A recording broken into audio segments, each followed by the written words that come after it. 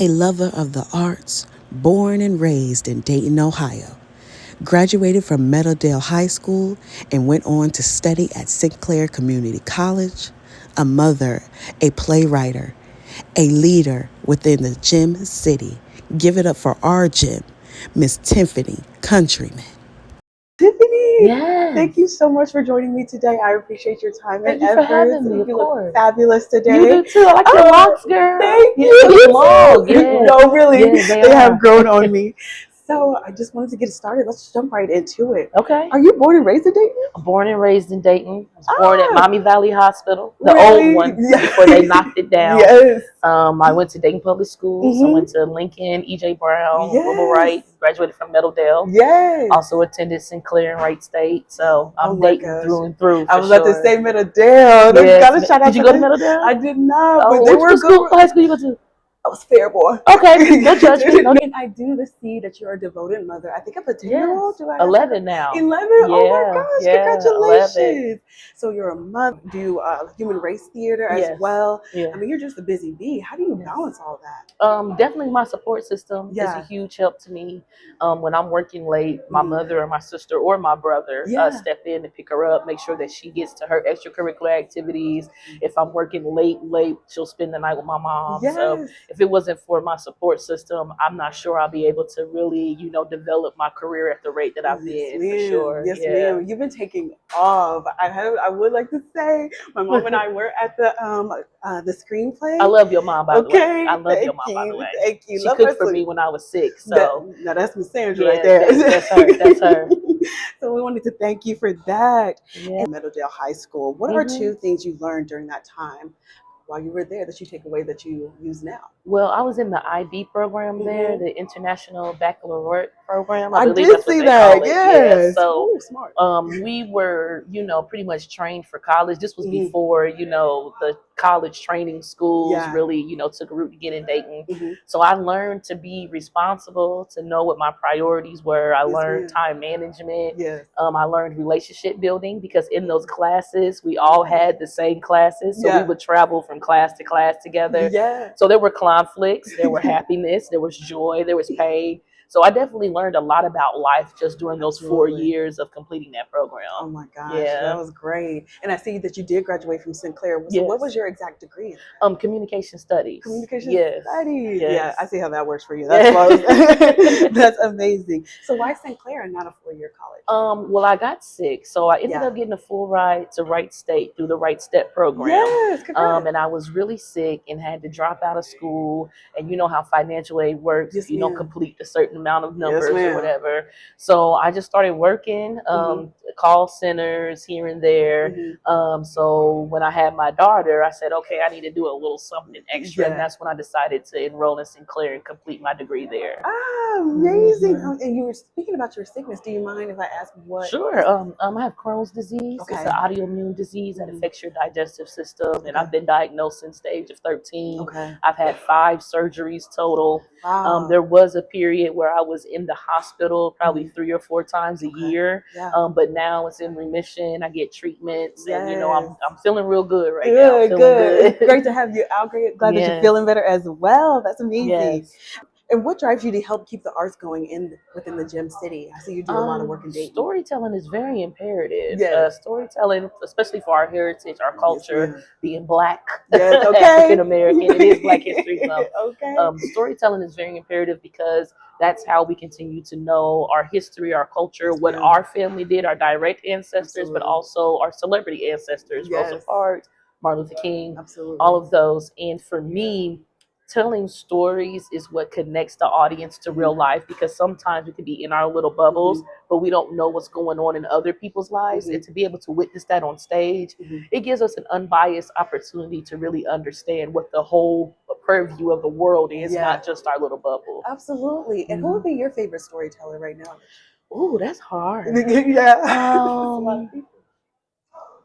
Let me think about that, because I don't want to just. No, it's okay. I really feel Lena Waithe. I really love Ooh. her work. Of course, Ava DuVernay. Yes. Tyler Amazing. Perry. I know a lot of Yeah, people have it's some there. controversy right Yeah, now, but it's but what okay. I like about Tyler is that he is committed to his story. A lot That's of us true. cannot relate to his particular story, Yes, the trauma, ma'am. the pain that he continues to portray. Yes, ma'am. But it's his story, and That's true. obviously it resonates with his audience because he continues to be #1 on Netflix. Okay. So I have to give the respect there. That's true. Spike Lee for sure, because That's of true, what yeah. he highlights in our culture and our struggle, and in the educated, market of African Americans. So there's a lot, but there are a lot of us that tell a specific lens of the African American experience that I respect and honor. I love what you said about Tyler Perry, because during that controversy, that is a good perspective on it. Just because we can't relate to it doesn't mean it's not someone else's story. That's honest, very honest. Just because he has been getting a lot of backlash lately, just about how the stories he's telling and how they seem repeated, and we don't see a different outlook on that. And I would say I was one of the people. No judgment, no judgment. So art is relative. Art is relative. That's really good. So thank you for that. Even for me, gotta keep that tidbit in there. Let's see. You've done a lot of screenplays, and I have seen the most recent one, which was Chronically Ignored. Make sure I get that right. So, what was your first screenplay that you ever written? Do you remember? My first stage play that I've written was I Wish I Had a Daddy. It talked about my personal issues as a daughter, not having a relationship with my father, or as I specified in the play, daddy. All of us have a father. We wouldn't be here if we didn't have a father. But it's something about that daughter-daddy relationship that I was lacking in life, and I was able to bring that to life on stage. That was my very first play in 2018 at the Dayton Convention Center. Oh my gosh. And you're getting the exclusive because I will be putting that back on stage this year independently. So I'm excited about that. Oh my you got the exclusive. Okay, come on, exclusive. Y'all, we still in the scene. Yes, oh, that's amazing. My mom and I will be there, so will you? Oh, I appreciate y'all so much. So much. No, thank you. Oh my goodness. And how do you decide on a topic, on what to write? Because you pull from experiences from your life, and of course just outside. But how do you decide, like, this now needs to get moved to a play? It moves me. It sleeps with me. It eats with me. It just moves me. It's something that I can't neglect. It's something that needs to be talked about. It's something that needs to be addressed. So as long as it's moving me and pushing me, I put it in my shows so that other people can have this awareness of this is something that we need to look at a little bit deeper. So it just has to move. I can't explain it. It's just like an internal feeling that it's like, I got to get this out. This is it. This is ready. It's like, let's go. You put some good ones. So I think your turn of dialogue is working right. Sweet. You're so sweet. Thank you. Oh, let's see here. When is that getting main stage ready for development? This is my first professional stage development project that I've done, and it's been an amazing journey. I've been able to workshop the play. What that means is that we've taken a week to have actors in the room with the director and stage manager. We go through. I come back with rewrites the next day and really get a feel for where we want these characters to go. And then we did the stage reading that your mom came to. So I believe the next steps is either another workshop or we're going to continue to talk about ways that I can improve, and evaluate the script. And once the script is ready, it will be produced. Hopefully at my home theater, the Human Race Theater Company, will be its world premiere. So I'm thinking maybe about the next year or 2 years or so, it should be ready for a professional development. I'm gonna have to come back and talk to you about it. No, it will. We'll definitely reconvene for that. So, oh my gosh, now 1 or 2 years now. Can you explain that process to me on? With the professional, regional theaters specifically, they have seasons of probably about 4 to 5 shows. So with that, you have to be cognizant of your audiences, who you serve, what they want to see, and then also a whole season goes together as a package, so it's a theme. So Chronically Ignored may not, and we're planning our seasons like a year ahead. So we already have next season ready, even though we're still in this season. So that's why it may be 1 or 2, because with Chronically Ignored, we have to make sure that it's packaged right with other shows that go into that season. You have to make sure the script is right, the acting is right, the budget is right. Come on, budget. So there's a lot of layers that go to producing a professional show. Oh my goodness. Now, do you handpick the actors yourself? No. Okay. What will happen is we have a our artistic director. Okay. Her and whoever will be directing the show, they will hold casting calls and Okay. callbacks, and Yeah. they will decide. So Okay. for this particular, and it's another thing I've learned because I've produced my own shows along the Yes. way, but I've been able just to be the playwright in this one. So Yeah. I'm just writing the show. Of course, they listen, to how I feel or whatever. But as far as the final decisions, that will be the artistic director, the director of the show.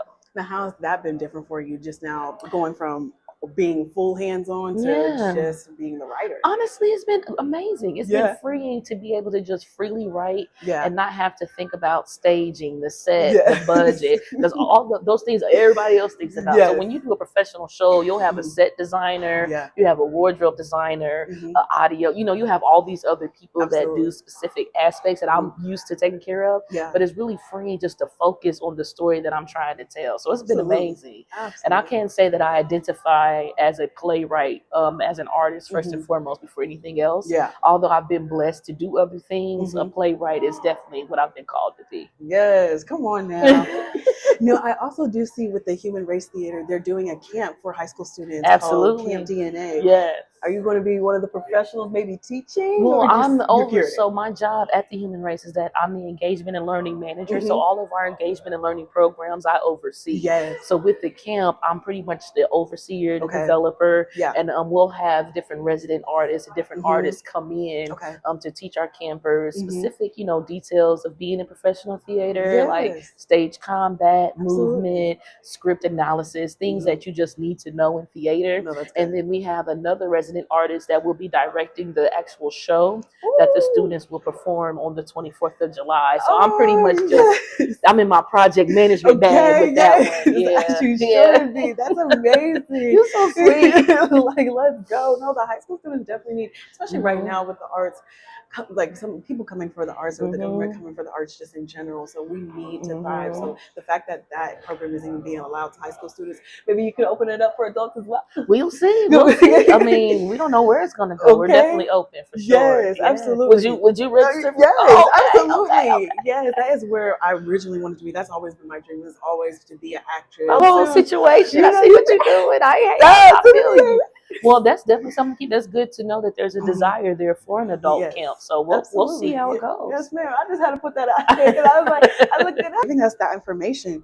And with Chronically Ignored, you touched on a lot of great topics within that play. I mean, I'm talking about from the toxicity in the church. I'm talking about from the racism dealt with medically and just in general, and just battling a chronic illness and just being a Black woman with encompassing all of that. Help us, Lord. Oh, come on. So with that many not hard topics, but difficult topics to kind of address, how do you go about addressing that in your play? Well, I just tell the truth. Chronically Ignored is a very personal piece. I mean, all of my pieces have been personal, but this is like, it's all eyes on me. This is my story, what I'm telling about my experiences and how, what a lot of people don't understand is that Black people have a lot of layers. We deal with a lot of traumas and a lot of oppression from different areas on a daily basis.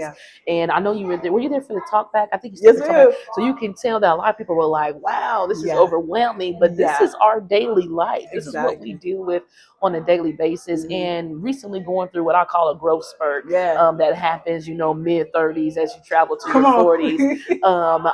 It just all these things I have, endured during my journey and that I'm now healing from.